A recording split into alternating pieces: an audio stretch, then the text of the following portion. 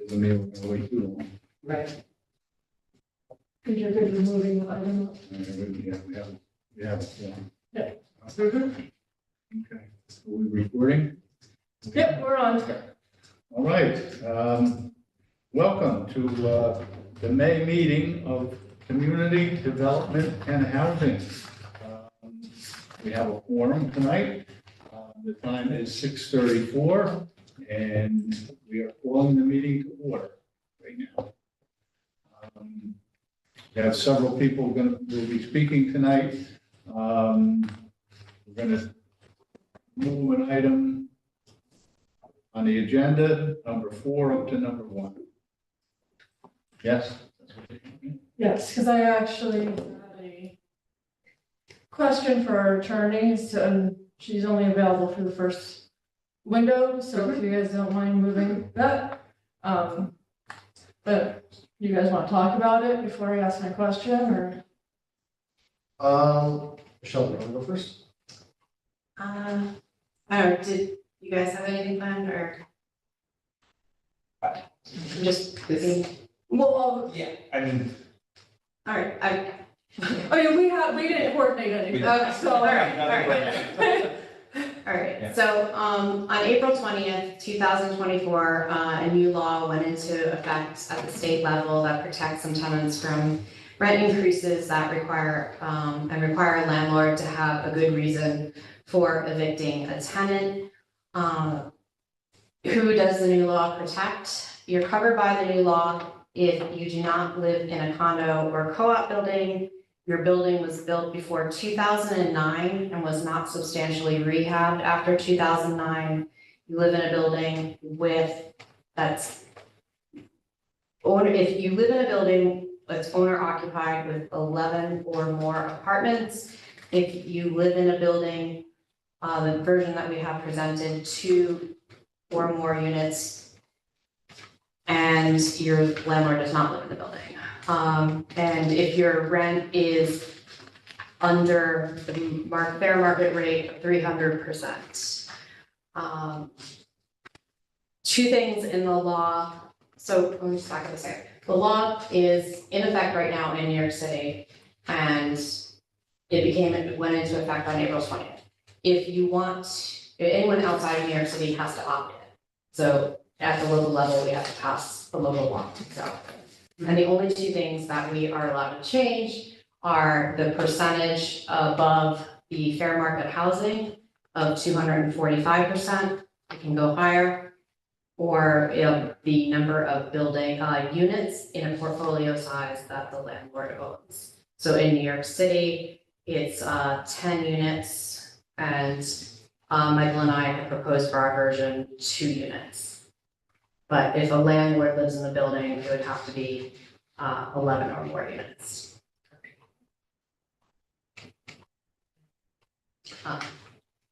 Also, the law actually sunsets in 10 years.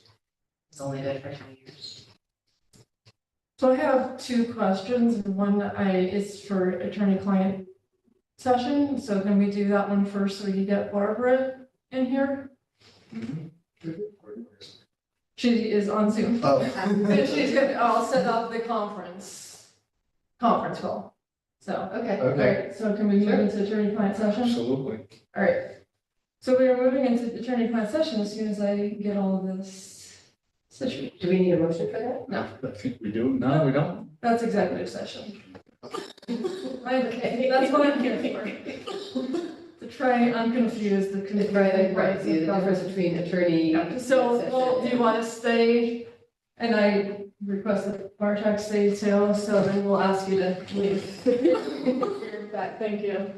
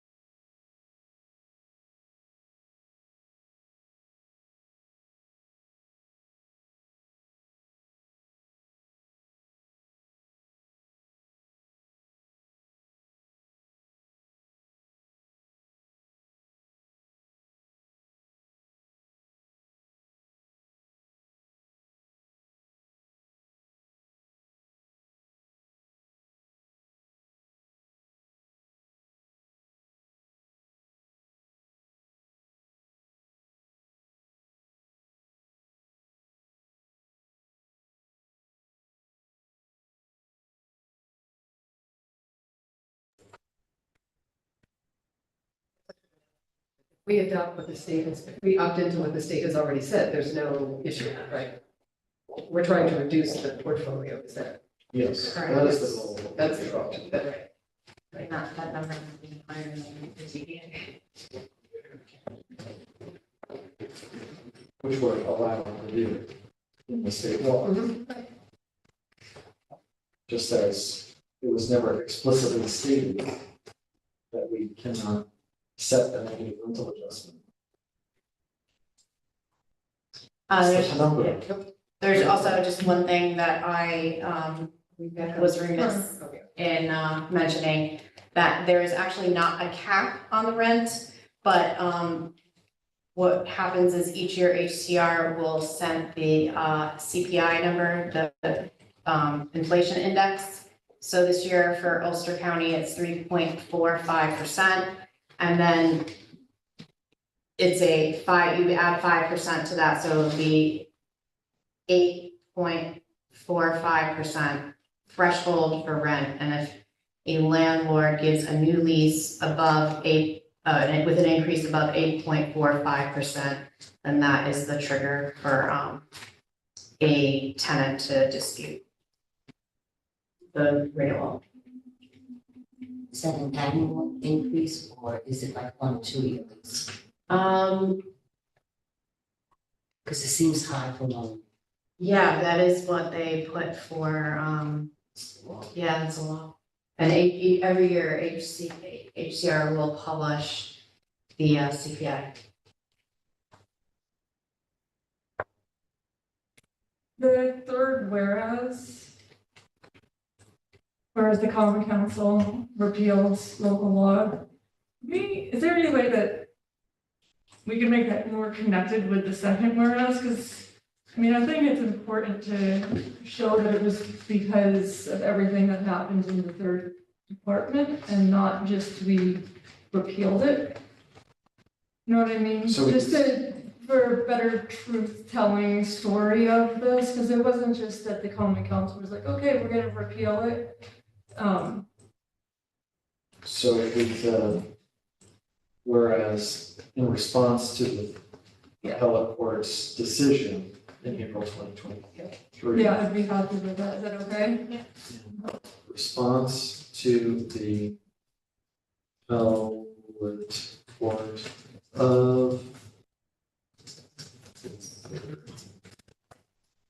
division of New York State. Because I just know that all the council members that broke our heart. And I just want the true story to be on the page. Right. Okay. Those are 2 points. So that one's an easy fix. The other one is what you guys all want to do. So do we need to make a motion to make those changes, or since No. we're cool with those changes? Oh, sorry. Yeah, but as long as you guys are fine with it, we just. Cool.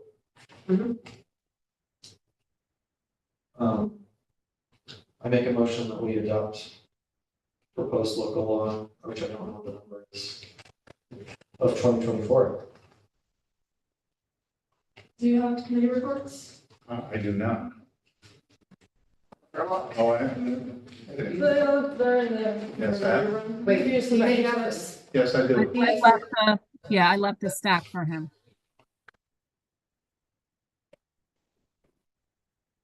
You want me to write this, or do you want me to just, what's right? No, go ahead. Good.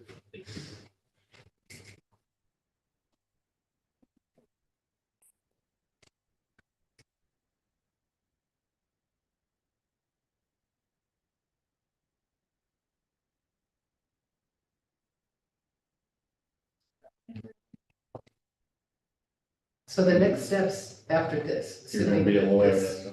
is passed, it then goes to the common council, then it goes to the mayor, and you are required to set a public hearing? Okay, It's a local law, so it'd be 2 readings. 2 readings, okay.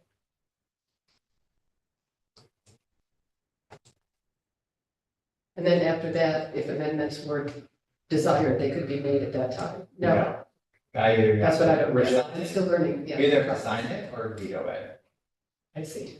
and veto a modified act. And then if it came back, then we could do whatever we do and send it back. Okay, thank you. Do you want me to say adopting eviction, good cause eviction, or do you want me to say prohibiting eviction without good cause? Prohibiting Prohibiting eviction eviction, without that's what it good says. cause. It goes.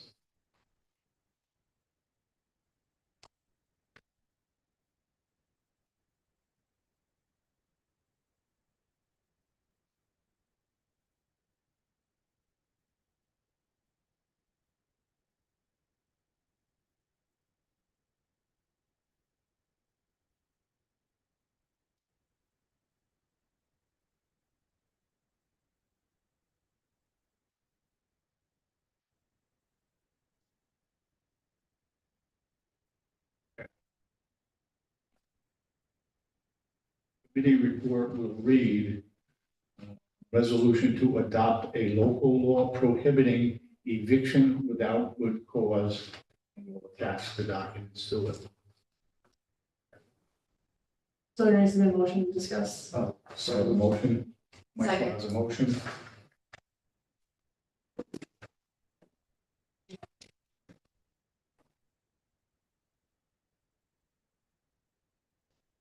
Favor? Is there any discussion? Discussion. I'll second, you second it. Yeah, but Yeah, we're but gonna they gotta discuss fucking it. But we discuss haven't it? had a right, we haven't had a discussion. Do what? We haven't discussed it. If No, we're going okay. Okay. to. Any discussion? I would say that I am in favor of protecting, housing units, dwelling units, which is a building, with two or more units, because the number of units, 1 to 4 units, is our largest percentage of housing buildings in the city, and gets to about 60% of the buildings in Kingston, and we would be protecting the most tenants of that number. Owner occupied building with 10 or fewer would be exempt from this. There's a lot more exemptions in this law than were in our version of it when we passed it 2 years ago. Anything from 2009 onward is exempt, anything built today or tomorrow is exempt. This whole thing actually sunsets in 10 years. So included in that coverage, as you said, after 2009, be any ADUs that people want to add. So that's not going to impede the ADU growth that we want to see in the city. Protect, the truly small landlords who are renting out their attic, second bedroom, basement apartment.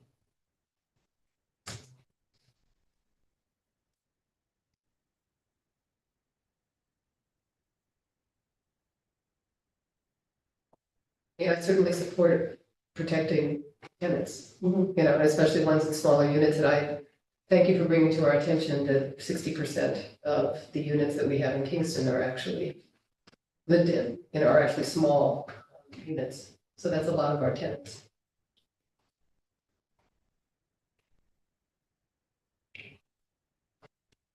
You heard it? I mean, you know my concerns, even though I'm in favor of this happening for 5 years, 6 years. I do have my concerns that I've shared, and, sorry, I'm a Debbie Downer all the time. That's what law school is doing to me. But I thought I would be irresponsible if I didn't bring up my question, so. Mhm. Any further? Anyone? Okay. All right, so we have a motion by Michael, got a second by Michelle. Anything further before we go? Okay, all in favor? Aye. I'll vote aye also. Okay, anyone opposed?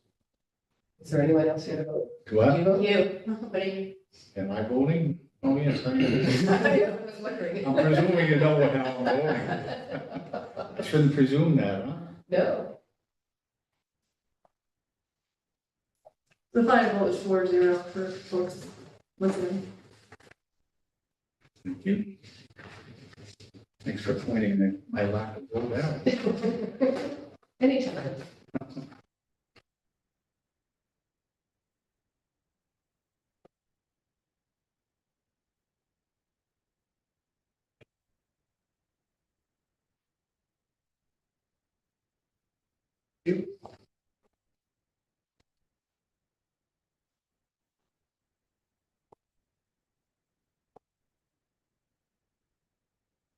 That's why I ran for this position. I couldn't figure out which line to sign on. As long as you sign on the line, right? Okay, very good. So what's next on our agenda? Okay, so that was number 4, moved up to number 1. We will move to Bartek. Skip tonight. You what? No update, Yeah, no update tonight. no update. No, No, right? No update No. tonight. We have a full agenda. I'll give you all the, I'll dish everything out next month. I just put it on, there will be always, It's always on but it there. doesn't need to, Yeah. yeah. Okay, Okay, well, Because moving I think on. the agenda is a natural update on what's happening. Yes. right. Okay, so I have the mayor with the property tax exemption. Yeah, I'll get started, and then if there's any Okay. specific questions, Bartek is here to chime in. So we've got 2 things on the agenda tonight. I'll start with, I think, the property tax exemption, which is first. And so this is a new state law that was passed as part of the budget, 12421P. And the general concept is that for people that are interested in building new developments, so new units, on property that is generally vacant, underutilized, non-conforming use, to be able to help instill new construction. There's now going to be a new exemption for folks who are building 60 to 80% AMI, and 25% or more of the units in the building have to be able to be in that category to be able to receive an exemption. And this is where we have more specific questions, Bartek can answer. But generally, I believe it starts with when it's under construction, I think it's completely tax exempt. And then after that, it then slowly, they pay more taxes each year over the course of, is it 25 years? 25 years. And so that we hope would help instill some new development happening in the city.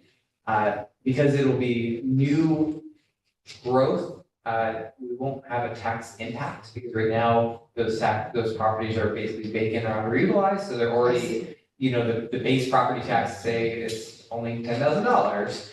Someone builds something new, we basically are going to slowly raise their assessment over time. And it basically then there's a tax savings for them.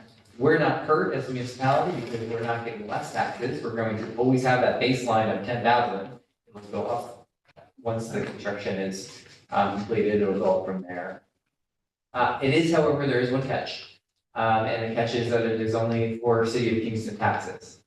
So just our portion of the tax bill, which is still a relatively small portion of the overall tax program. Mhm. And so we would, if the council is supportive of adopting into this state law, we would then, Bartek and I would go on a roadshow, and we would take this to the county legislature and to the Kingston City School District and ask that they also opt in so that we would have the entire taxing jurisdiction within the city of Kingston participating in the program. And we feel like this is one way to be able to help create that, mixed income, missing middle, affordable workforce housing in the city that just, there are not a lot of state programs to be able to help assist with these types of projects. And so this one that we think will actually help build some new units. And so that is the general concept and can help answer any questions or, so we're here. So the state has already legislated this, that it Yes. should be for 25 years. Yes, so 25 as opposed to 30 or 10. Right, or so 15. unlike good cause, we're not allowed to change anything. We either opt Either opt in or we can see.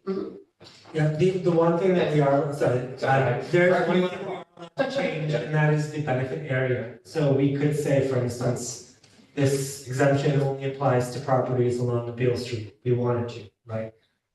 I believe that there's a strong case to be made, given the new zoning, that it should apply throughout the entire city, right? We're looking to spread out the benefits and also impacts of new housing across the entire city. Therefore, this framework should benefit every single qualifying residential project. So I had a question about 421P and the item that reads, any recipient of the exemption authorized by this section or this designee shall certify compliance. So I'm kind of interested in how the city would establish compliance for the exempted.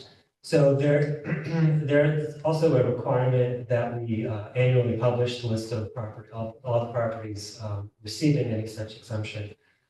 My office has created a compliance system for any affordable housing unit already that is approved under the zoning code, which includes annual compliance checks.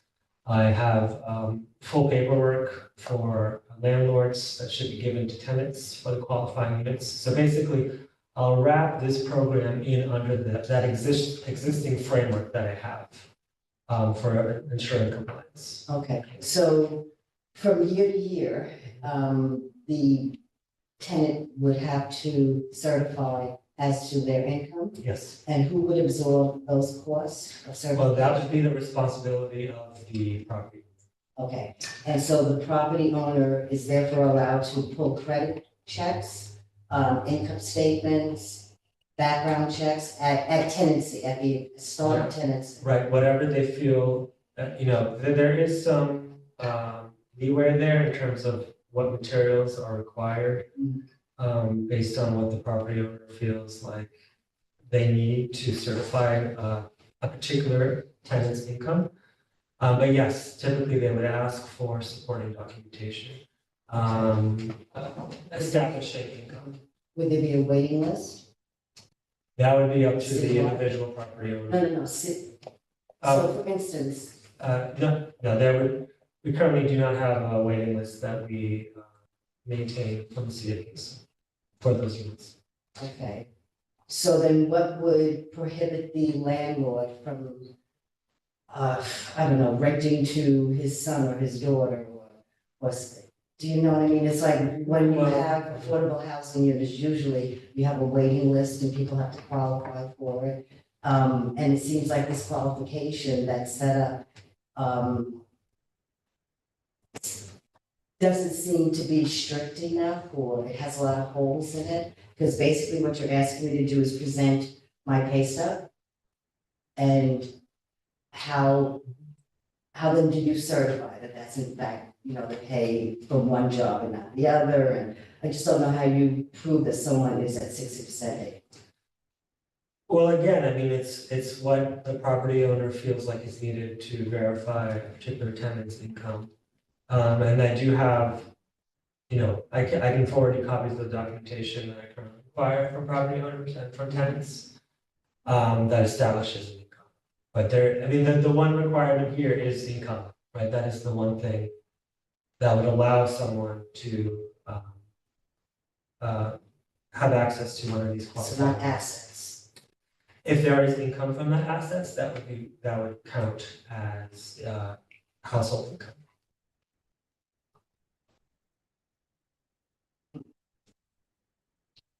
And do they have to go based off of a lottery, or are these property owners able to just pick 6 people off the street?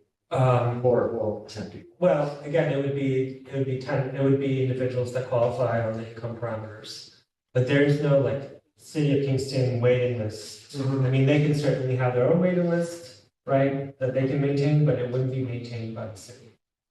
And how would prospective tenants find out about these opportunities?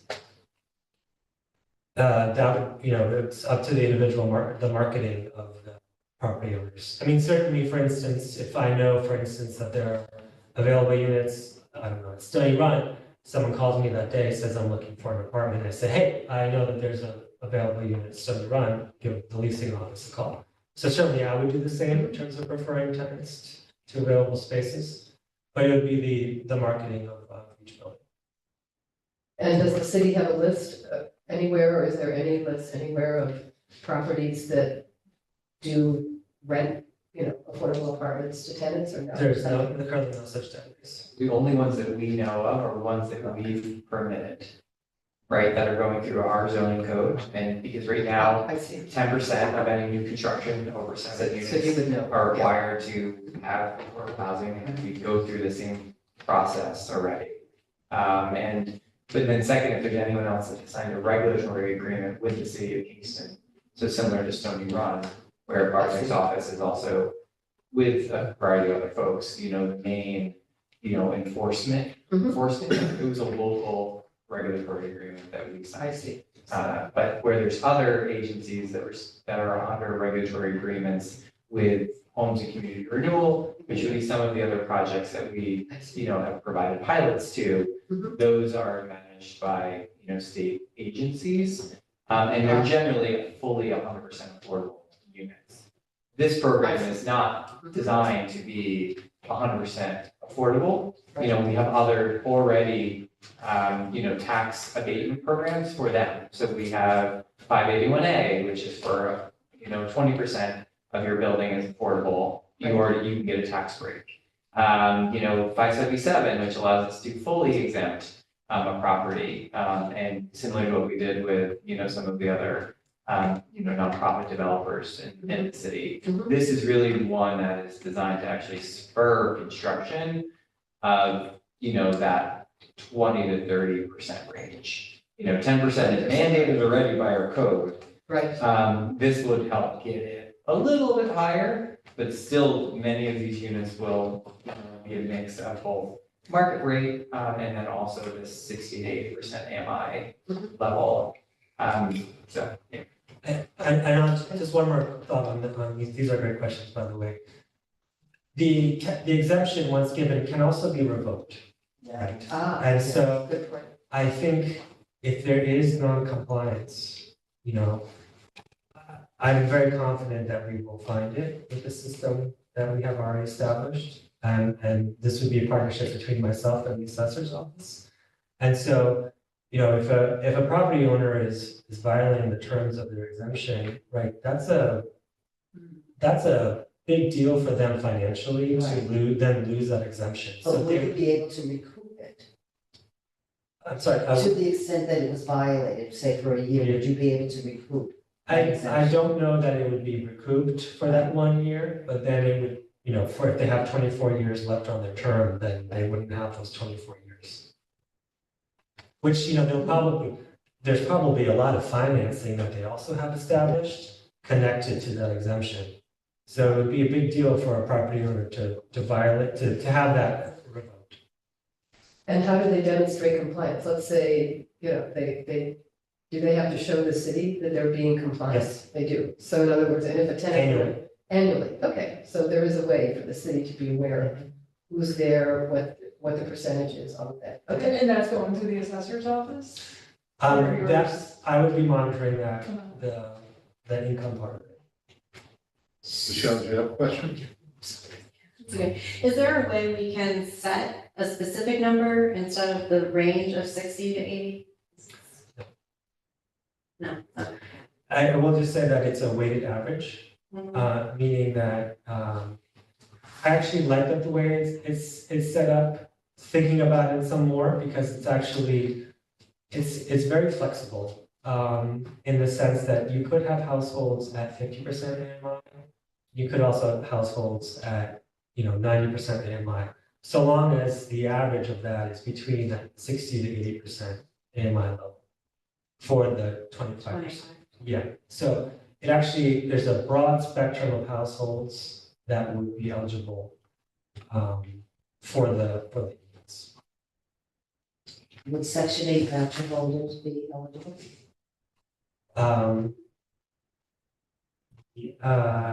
They have to be, Yes. because there's income discrimination. You can't have income I was discrimination. just thinking about Said the it's income. 60%. I was just thinking about the income. I mean, they certainly are eligible for those units.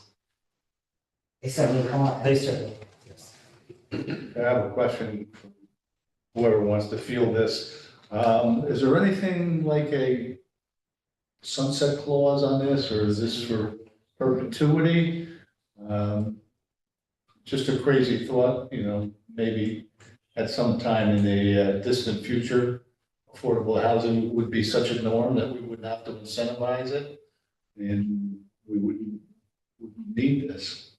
Right, so my understanding is that it's a local law that we would pass, right? And so we would have it in effect for as long as we chose to have it in. The folks who enter the program, while we have the program, will last for the full 25 years that they have that agreement with us.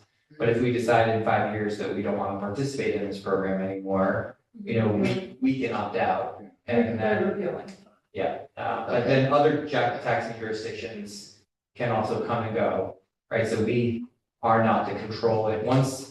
We could not do this, and the county and school district could, and people would just not get our benefit, right? And the vice versa could happen. We could do this, and in the end, the school district and county could decide not to. And so the only tax exemption they would then get is the $1,500 that they pay us, right, or the $2,000 a year, right? So depending on the property, right? So Regarding the other taxing jurisdictions, would the county or the school district have to opt in for their entire jurisdiction, or can they opt in limiting it to the city of Kingston? I believe they can do it just for, Because we can opt in by a street level. yes, I believe they have to set the boundary. So they can set it within our jurisdiction, or they can do it county or school district wide. Would there be any oversight on the number of people per unit or per bedroom? That would be yes, but under separate, be under what's permissible under building code, basically based on the bedroom sizes. That wouldn't necessarily control. This wouldn't necessarily control that. But from the owner's perspective, if he rented it to a family, right, and they were two same-sex children and one that was not, and it was just a 2-bedroom unit, he could still rent that 2-bedroom unit, even though it would be out of compliance. Why would it be compliant? Okay, so for most affordable housing developers, you have 2 girls and 2 boys, they have to have separate bedrooms. And then the parent has to have a bedroom, so that would require that you have 3. If in the case of just a singular landlord, he could just say, well, I'll rent you this 1 bedroom. And that would be okay? So in this case, the law says that no such exemption shall be granted to an applicant who is in violation of any City of Kingston code, ordinance, local law, or owes property taxes, water, sewer fees, or any other fees or past due money. Any exemption granted shall be immediately revoked if the application accrues violations or unpaid monies. The applicant may reapply for the exemption once all violations have been corrected or unpaid monies have been paid. So basically, if the building department says that the size of the bedrooms are large enough and, it's meeting New York State building code, then it's fine. If our building department says they do not meet building code and that they're overstuffed in 1 bedroom, then that's a violation and this could be revoked if they are getting an exemption and they're putting too many people in the apartment. So there's a formula for when they're figuring out the AMI and family size, right? Yeah, it does So differ it by does family come size. into play. Right, which is why it would behoove you to have a larger family. Then you have more costs to the family, right? Then you have kids. Yeah. Yeah. No, I'm saying from the landlord's perspective, but Yeah, I meant if you're only gonna say it's a building with only 2 bedrooms, there's gonna have to be some kind of cap in the formula. I guess what I'm asking, would we therefore require that the landlord build X number of units that have 1 bedroom versus 2 bedroom versus 3? Is there any such requirement based on market needs? Well, there's no requirement. However, these are going to be larger developments, right, of 10 or more units. And so typically that developer or whoever is doing the development is basing their bedroom counts based on market need and doing some analysis of what is actually needed in the area. I mean, otherwise they would be foolish to make an investment, right, if they're building, if it's just studios and everyone wants one bedroom, right? So, but that's gonna be up to them in terms of that mix.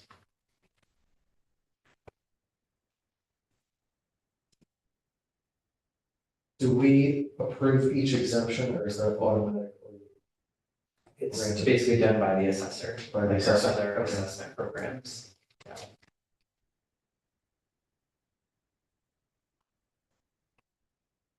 Questions?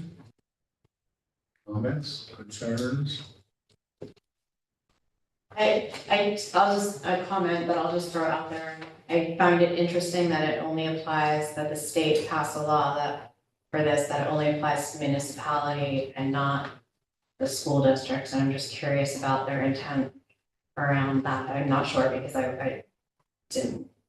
Yeah, unfortunately, this is common with the assessment program, so there's also a 421A, which is a program that is designed for business development. And so if you are making a renovation to a building for, I think, $1 million, there can be an assessment tax break on that investment. And we currently have that program in the city of Kingston. It only though covers our local taxes, Okay. and the school district has never opted in, and it's just the way the state does it. They kind of really honor that home rule approach where basically they leave it up to different taxing jurisdictions to decide whether they want them, just like a senior exemption or a veteran exemption or a volunteer firefighter exemption. They kind of make them so that it's really up to the individual taxing Okay. jurisdiction to decide. Makes it much more complicated for us, but that's just kind of how it Okay. works. Thank you. Okay, anyone else? Okay, so we have a committee report, reads, local law adopting a 421-P property tax exemption for the creation of new eligible housing units. Oh. Those are so much nicer looking than mine. Does it say the same thing or? Yeah, it did does. they read it again? It has- Oh, they're all typed out, wow.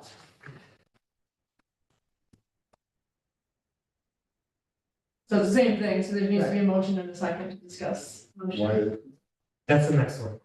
I gave you two. That's the next item on the agenda. okay.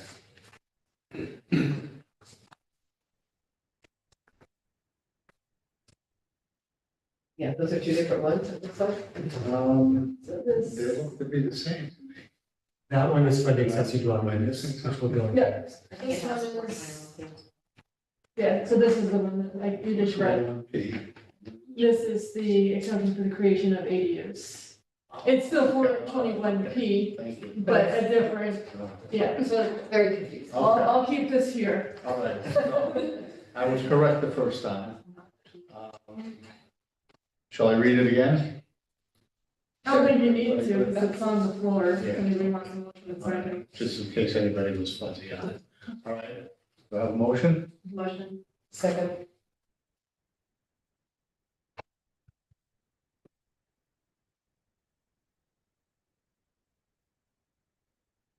Okay. Any other discussion before we go?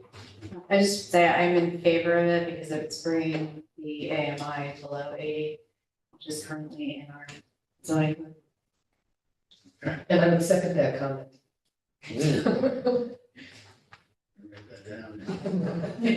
Except that I'm hearing from constituents that, that this is a gift to developers. And that, the present homeowner and residents of Kingston are effectively subsidizing this new development. I heard that too. Yeah. And just, I just want to be more clear about the compliance issues. Because we do have the opportunity to put in place, much stricter, compliance measures. Because if you leave it up to developers, they will, they just want to lease up. And in so doing, they will take whatever is available to them in terms of the paperwork that will justify that person getting in there. The fact that there is no lottery, there is no wait list, there is no real clear way to get it out to the public, that these units are available and this is the pricing, makes me uncomfortable. Because again, you're leaving it up to developers, and having dealt with developers for the last 20 years, I don't trust that. Yeah, I've heard the same thing, and those are the reasons I was asking the questions about sunset or, changing this around. Yeah. So, I think I do agree with you. I think this is kind of a gift to developers, but unfortunately, nobody's developing out of altruism until we do it ourselves. We have to give away these things to get people to build affordable housing. Well, you can give a pilot also. I mean, that doesn't last as long, it doesn't diminish by only 4% each year. It starts Our at- pilots are 100% for 30 years, so this is better. This is- Yeah. This is better. For these types of units? Oh, sure.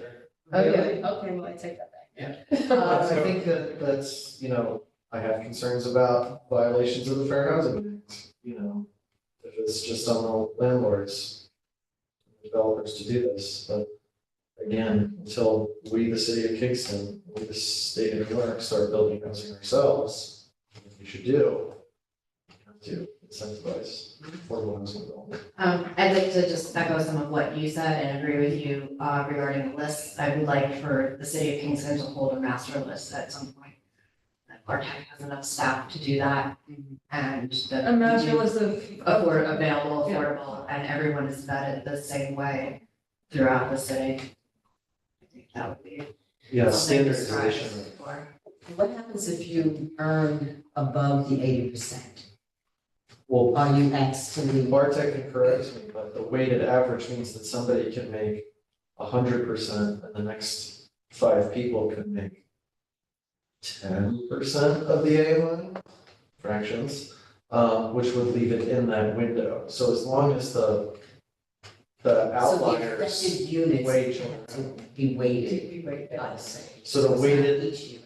the weighted value, the weighted AMI of that building or of that property has to sit between the window of 60 to 80. So this could leave room for people who are making 20% AMI, which we do have in the city.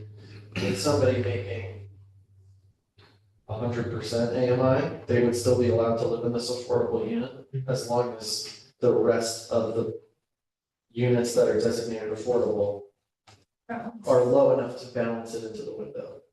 So it could weigh itself out, somebody making 100%, That's a lot of that's a lot of. 4 people, but that's a lot of calculation for the That's assessor. what I'm trying to do. But as you said, I think the thing that also gives me a reason to support it too, is that you said that these are properties that are not currently on the tax rolls, these are vacant properties. So right now, there's a minimum amount that's paid, right? And that will that stay the same? They will pay the same baseline tax of 10,000 a year, and then this is above and beyond that. Yes, So we're not losing money, and taxpayers are not. right, there's no, local taxpayers are not subsidizing these developments. Right.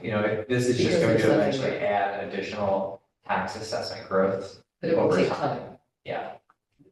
right? But it diminishes by 4% each year for 25 years? Yes.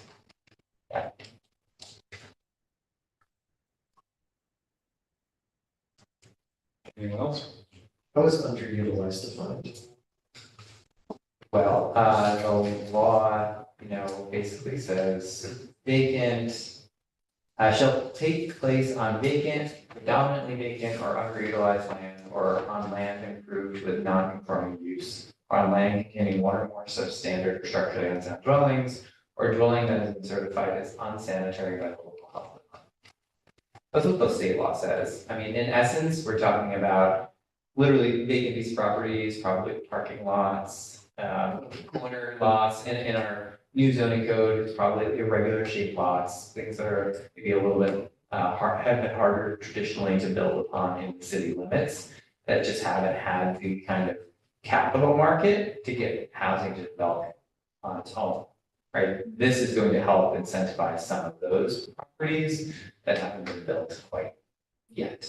Because we haven't really seen a lot of that type of growth here. Except for the 100% kind of Right. affordable, pilot type projects that have been done. We still have not yet seen a ton of small 10 to 20 unit growth in the city of Kingston. At the end of the day, the main reason I support it is we need more housing and, we've been talking about that and this may not be the perfect solution. There may be some flaws in it that we'll experience, but we'll get more housing. Have any other municipalities adopted this? We are only 4 This- weeks in yeah. to the new budget. This came, This came- As well, this also just got passed. So good cause, this, and then our next agenda item, we're all on the same budget. So all of these are, We tend to be proactive. so Good Cause has that 10-year sunset, does this also, does that include No, this that's from that? deep just now. not at the state level. This is another good, I don't think I was having this conversation here, so it's like another good point, but I wasn't talking about it with you guys, is, just good oversight, and one of the reasons why we created this housing committee is that we, on the monthly updates, we can, once this program starts growing, to get reports and ask questions and talk to maybe building safety or the assessor to see how things are going. So just make sure we keep this in our kit of things to bring back so that we keep up with it. We're not just voting on this and then that's it. And then therefore, if there ever comes a time where you want to repeal it because you're not satisfied with it, We can do that. we could do that. Anyone else? Okay, so I have a motion, we have a second. We will have a vote. All in favor? Aye. Aye. Anyone opposed? You do that, you put your hand up.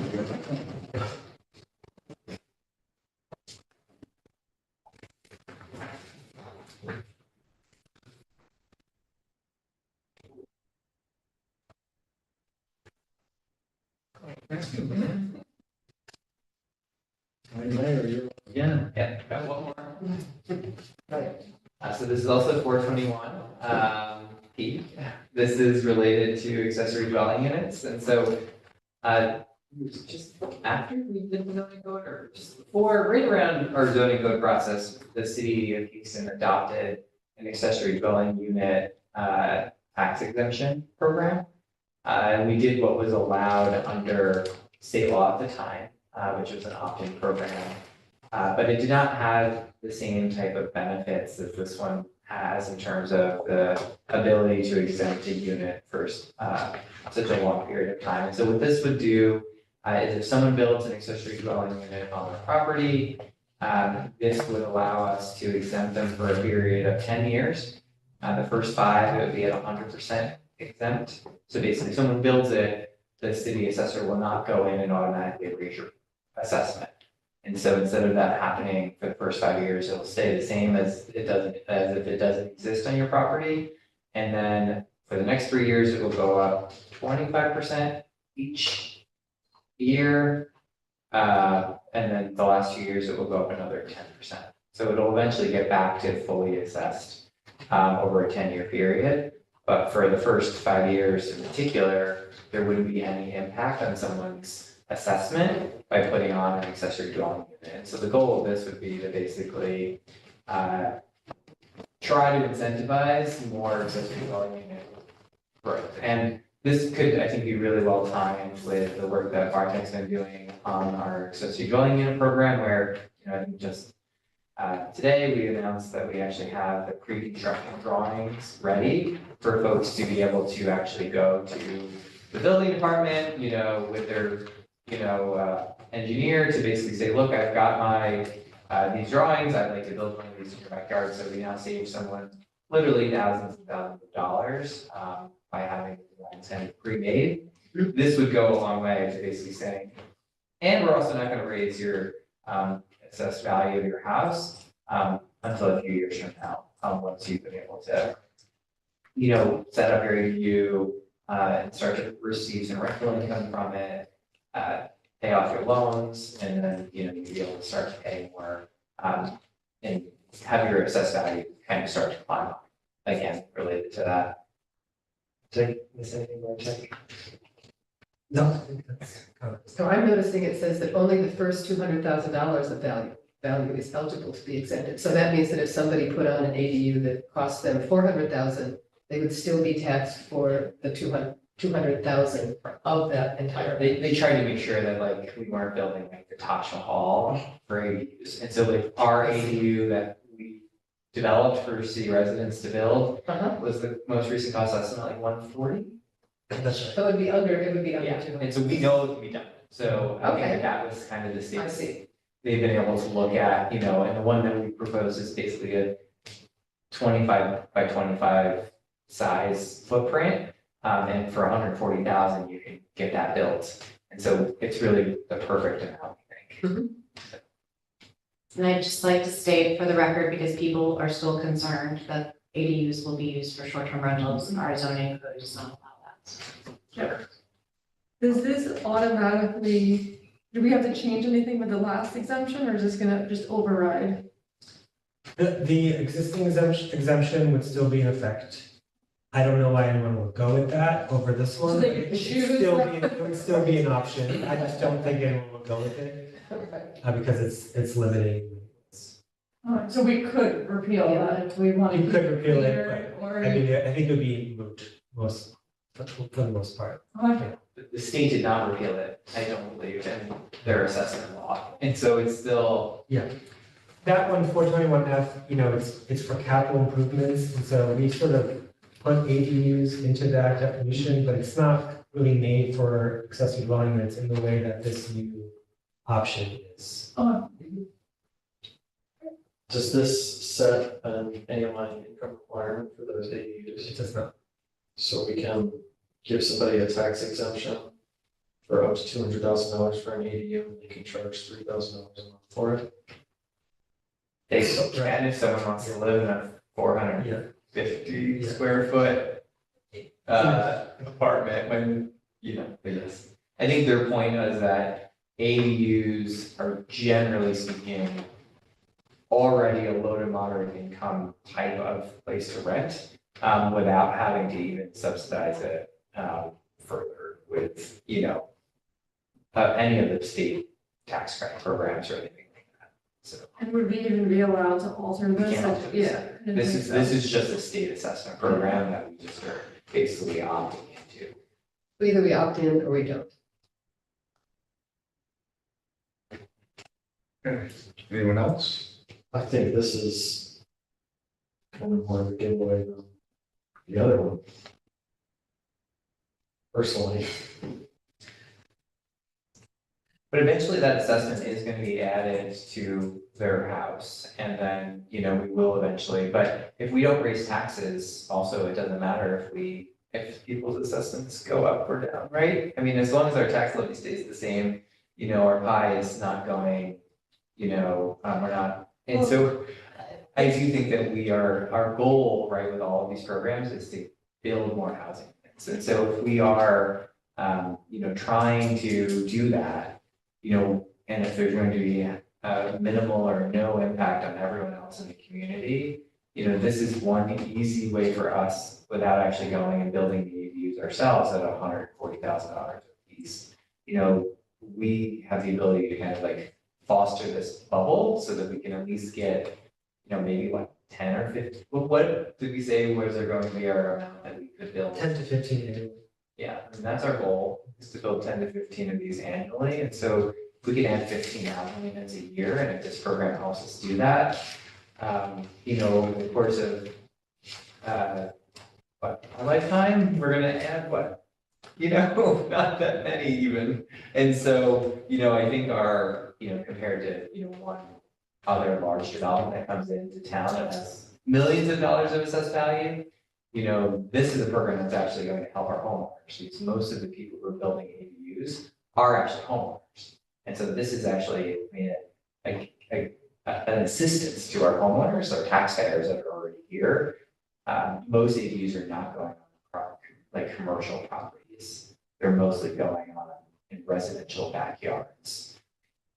But isn't there always going to be the impact on your infrastructure, your fire, your schools, your municipal services, such that if you're not collecting, I mean, you keep using the term that it has like a negative or a stable impact, but there will always be an impact on our ability as a city to serve everyone. And if your population increases, you're gonna need more firemen, more cops, more, teachers, whatever. So there is that. But there isn't that, I mean, the largest source of revenue that the city has is sales tax. Above all else, above property taxes, above fees, sales tax is where the city brings in our revenue. Out of the $50 million budget, $20 million is sales tax that's generated by people eating, shopping, dining, spending money here. And so I think that by having more people living in the community, that's actually supporting the police, the fire, the parks and recreation. It is our largest support system, much more so than anything else. And so I think that is also sometimes, it needs to be just a part of the conversation, is that property taxes are now, far surpassed by, sales tax and other fees and revenue coming in. So I just think that, we all with passing a new zoning code, said that we wanted to kind of build more housing in Kingston, and we just need to, help our homeowners do that. And with the way the interest rates are and all of the other costs that are going into building things, I feel like the least we can do is kind of put programs in place, whether it's this program or the previous program that we just talked about, is that, this is the carrot approach, right? Last year, the governor came out with a proposal to create a housing compact where municipalities were forced to build housing regardless, right? And we had to do X, Y, or Z, and communities across the country kind of went haywire with that. And they were like, no, this is not what you do, it's home rule, like we get to decide. And by moving to this more incentive-based approach, this is the other option, right? It's like we can, provide the opportunity. Like this is still not going to force someone to build an ADU. It may help make it more feasible for them to do it, but we're still not necessarily, like, our economy here is still not quite there yet to be able to have the draw to make building real estate in Kingston a thing.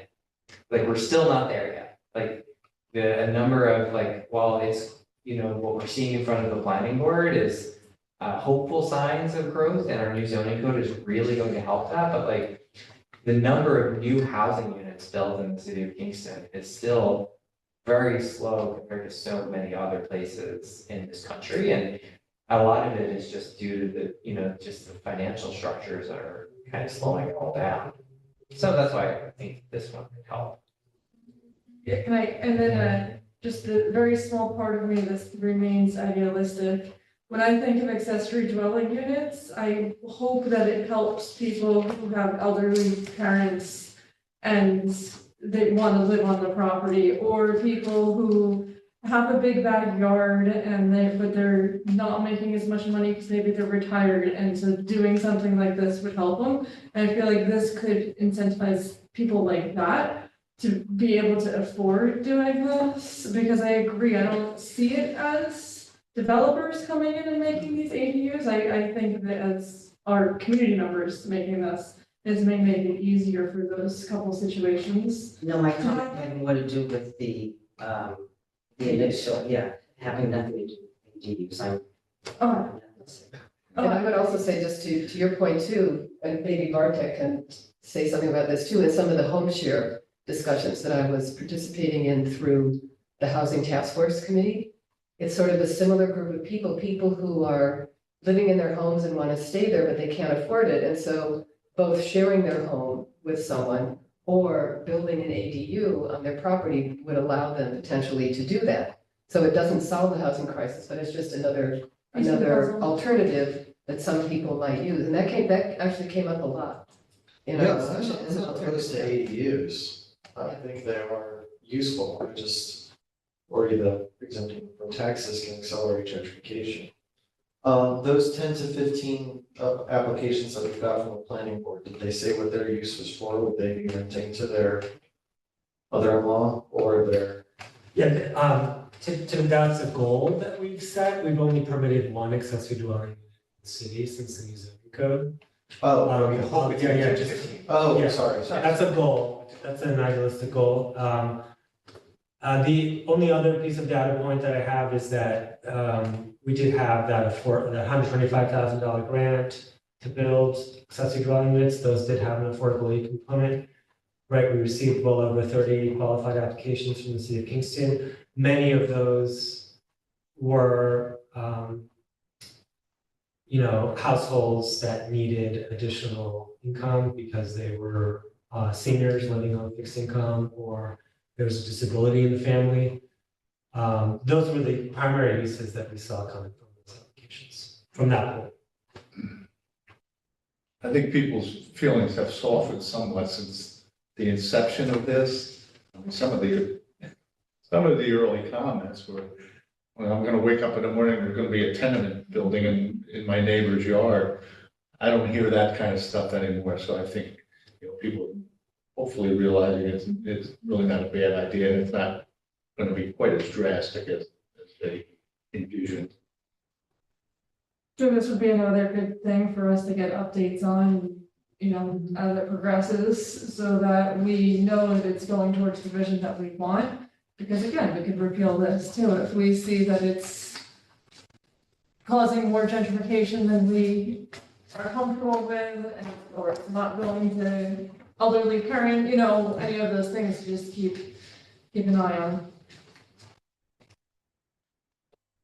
Okay, so we have a last committee report here, and it reads, local law of the Common Council of the City of Kingston, New York, opting to 421-P real property tax law exemption for the creation of accessory dwelling units. I have a motion. Motion. Second. Okay, I have a motion and a second. Any comments, discussion? Okay. All in favor? Aye. Aye. Anyone opposed? Okay, motion passed. Michael, just going back to the good cause, before we added those few words, can you either send that to me or Lisa so we make sure that that's the one in the, or send it to me and Lisa would probably be best. Actually, Janet taking this bill, the three of us. Thank you. Okay, that ends our new business. You want to speak? Sure, I mean, the reason why we put this on the agenda and then it waited there because my schedule mainly, so thank you for your patience, is when we created the zoning working group, or I guess it was originally called task force when we first made it. At this committee meeting, we discussed parameters around it and that we would bring it back. So this is just finally getting to bringing it back. So, so I didn't really necessarily have anything I particularly wanted on there. So I'll turn the floor over to Bartek because he's been working with the zoning group for their input. Yeah, so we created, the original resolution for the zoning working group didn't provide a lot of guidance in terms of how to operate, which is fine. But now that's why we're coming back to it, and we're actually finding that I think it would be, speaking on behalf of the group, it would be helpful to have some a little bit more legislative intent behind the group, and also on how we should be operating. And so what I passed out is the outcome of that, and the current group is good with this language as presented, pending further feedback from this committee. Yeah, so with these people taking votes, are we gonna be publicly noticing these meetings, and are these meetings open to the public? These meetings are not currently open to the public. And we can discuss that. I mean, if they're taking One- votes, right, it should be. One reason is that because we're discussing possible amendments to the zoning code. Even as there's applications coming together to submit, right, to the planning department. And so, my feeling was that because of the sensitivity of some of those discussions, it's not a public meeting. So that was the intent behind it. So I guess to follow up on Michael's question, if a vote is taken, when would the results of that be available to the public? In other words, it's a vote taken and what's the process? When the white smoke comes up. Yeah, so I mean, one thing that we're discussing is that if we are in a situation where we would recommend an amendment to the zoning code, then we would take a vote, right, and decide, yes, we want to proceed with that amendment. And include with that justification for that amendment to submit to Right, I see. the common council. So the communication to me would be where it would become public, Exactly. and it would have to vote on it, so we would know. Exactly. Or just the fact that it was majority that came to us, and if it didn't get a majority vote, it wouldn't Exactly. come to us. Now, if it's a larger amendment, I think there would need to be also a public process for that and like a public input process before I felt comfortable bringing anything before the common council. Right, so in many cases, there would need to be a public process, but if it's just, I don't know, we're changing the way a table is organized, right? There might not need to be a public process for that. In terms of input. Well, I think if there's a zoning code change before the council, we have to have a Yes, you, hearing. yes. Yeah, so it's,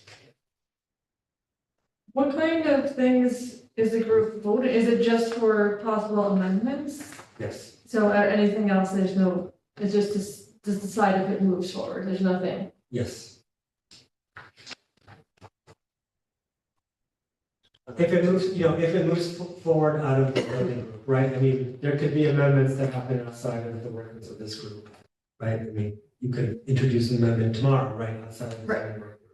It's just, in terms of how this group operates, we would change.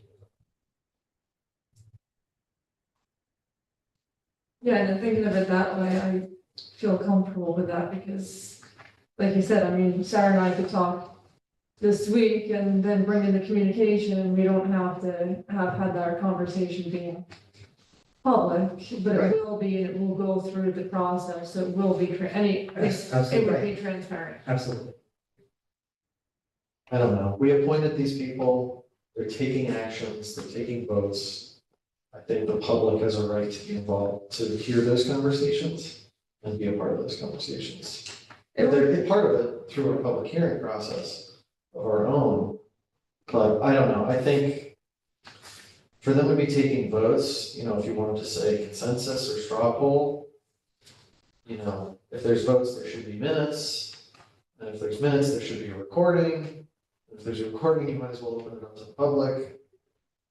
but the votes aren't doing anything. That's Really? not really government business. They're having discussions about certain recommendations that would then come to us to do something about it, right? Because they can't legislate anything. They can't make any changes to the zoning code. And it Just would be, recommendations, basically, it's, I mean, we It would have be in advisory practice. committees here that are, Conservation Advisory Committee doesn't make any, policy, but they are a public meeting that's recorded that the public can come to, that the media can come to. These are people making rather important decisions for the way that our city is designed. And I get that we are the oversight of that, but I don't think it's harmful to the business of that working group if they're taking votes for it to be public. though I think it's a little bit different than something like the Conservation Advisory Committee, because they're taking actions that we don't necessarily, we will oversee everything from this group. We do not oversee everything from the CAC. They could do stuff without. without our That's what you're permission. saying.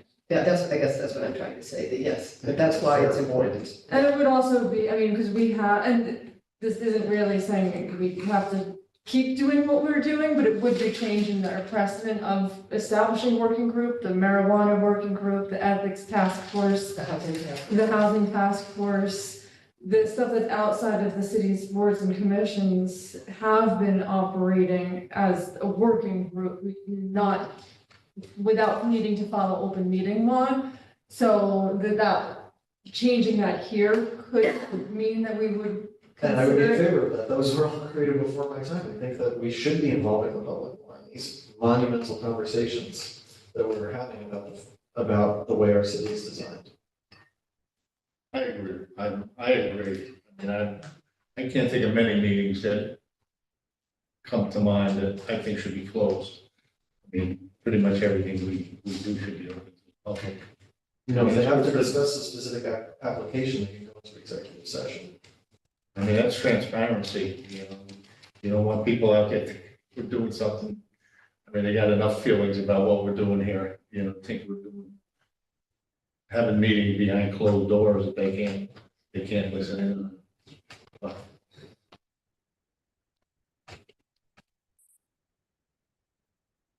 And they certainly are backroom meetings, that's for sure. I just, if you're gonna use the language action taken or votes, I see. then I think that I would like to see the minutes of those meetings. Yeah, what is the, because the difference between the groups I mentioned and this is They don't- they weren't voting, like the Yeah, they're ethics task discussing. force, which I'm on, Yeah. you know, I'm sure that most people wouldn't be on it if it was an open meeting. And everything will be presented to the council and the public actually first. But we're not voting on anything.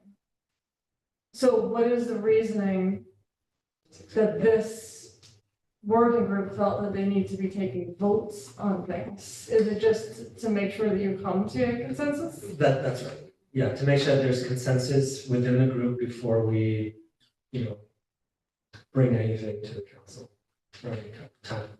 So if we say if you're gonna vote, then it needs to be open, or if you're not gonna vote, then we're fine with how it operates. I mean, it's still like to be open to the public, but I do have a hard time accepting that this would not be open, so that the public would be turned away from a meeting like this. I believe the zoning working group could function fine, right, if it was a public meeting, I have no concerns about that. My only concern is, it's very, I don't know if you've ever been in like a blue sky session, right, where you just think about all the things we could possibly do. And I don't want to harm, this is for the future, right? I don't want to harm the creativity of this group to discuss possible changes to the zoning code. But again, I'm sure it can operate, if it's open, we can make it work. So I guess my concern, is around, if the group is discussing things that have gone, projects that have gone before the planning board, and then if changes are being made based on what happened at the planning board, and there could be potential liability to the city. If you're kind of, We are discussing the outcome of past applications, just to see, did we like how that turned out, or how did that process go? Was there anything that could be improved about, how that went? So yes, that does happen.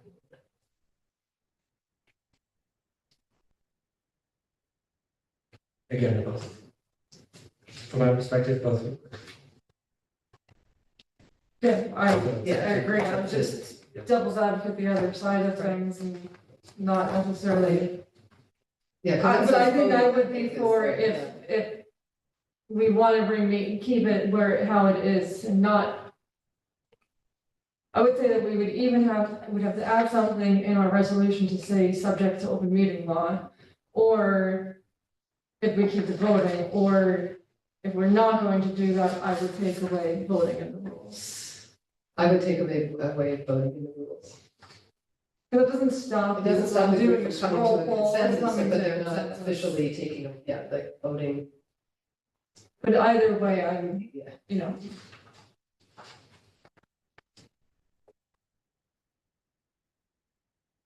want to do this, or want to leave this as old business? Yeah, I was wondering if we could table this for tonight.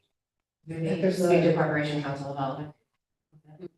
That sounds, yeah, I would go with that. Fine. Like, there's no urgency here. Or- No, there's no urgency. As I mean, you don't long want to try as, that forever. yeah, I but mean, as long that's as we. organized. As long as we do it within 3 years. Yeah, well, there are potentially items that we'd like to move forward with quickly. But you can But you still. can- I think we can anyway. You can anyway. It's fine, yeah. As long as it doesn't take 3 years. Okay. Does that go with everybody? Yeah. So what are the next? Oh, wait, and then next. Ask more questions. So the member may resign at any time by giving written notice to the chair. Since, are we the appointing authority of this board, or do we just make the recommendation to the mayor? Like how You are are the council? You are the appointing authority.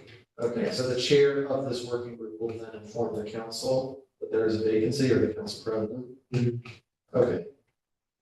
And when there is a vacancy, is that publicly noticed? Yes. Yeah, we'll put out the applications.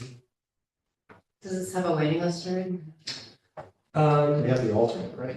There's an alternate who is attending all the meetings. And there are other applicants from the initial call of applications. But I think if there's an opening, and this is just my opinion, I would prefer to put applications out again instead of, just in case it's been a while and to give everybody another opportunity. Mhm. Okay, so not a problem if we. That's So- fine. So can we just talk about next steps so we don't just come back to this next month? Does everybody just want time to do their own thinking and homework, or are you? Yeah, I gonna- have a specific check kind of question, just over at Corporation Oh, Council. all right. Yeah, yeah, I would agree that. So nobody's If there's expecting me something- or Bartek to do anything, okay. No,